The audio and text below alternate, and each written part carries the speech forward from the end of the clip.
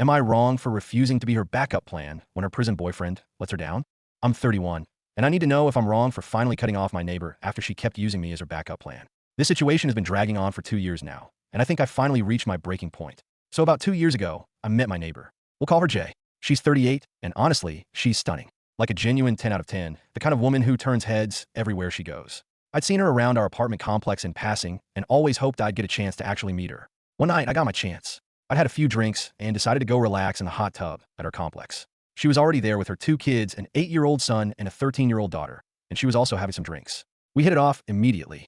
I connected with her and her kids, and by the end of the night, we'd exchanged numbers. Our relationship developed pretty quickly from there. We started hanging out frequently, and it became what you could call a relationship. She was love-bombing me, telling me we were dating, acting like we were building something real together. I really liked this woman. I thought I might even be falling in love with her. Then, after a few months of this, she dropped a bomb on me. She told me about her ex, who is currently in prison for beating her up. And here's the kicker. She's still with him. She visits him in prison regularly. And she made it very clear that when he gets out, whatever we have is over, because he's her person and she loves him. I immediately pumped the brakes. I told her that if he's her person and who she wants to build her life with, then I want no part in her life or her children's lives anymore. She said she understood. I also warned her to be careful because history tends to repeat itself, and I told her not to reach out to me when it inevitably happened again, because this was her choice. After that conversation, I went completely MIA, deleted her number, essentially stopped living at my apartment. I needed space from the whole situation. 4 or 5 months later, when I was moving my stuff out, I found a letter wedged in my door. It was from her.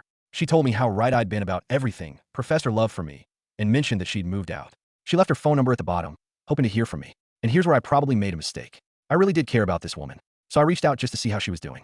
We picked up right where we left off, not as a couple, but as friends. Then she went silent, blocked my number completely. I found out through the grapevine that she was back with her ex again. A few weeks went by, and then she showed up at my door in tears. It had happened again. He'd hurt her again. By this point, I'd moved to a different place, but she tracked me down and came over with her kids. This time, I didn't let her come inside. I didn't want to hear it anymore. I told her I was done, that I was establishing boundaries that she'd overstepped again and again. She called me an insensitive jerk. But the reality is, I can't be friends with someone who only talks to me when it's convenient for them. Someone who blocks my number and cuts me out of their life, then shows up out of the blue expecting me to be there whenever things go wrong with her abusive ex. I feel bad because I know she's in a difficult situation. But at the same time, I warned her. I told her exactly what would happen. And she chose him anyway. Twice. So now I'm asking, am I wrong for finally cutting her off? For refusing to be her backup plan anymore? Because part of me feels guilty, but another part of me knows I have to protect my own peace.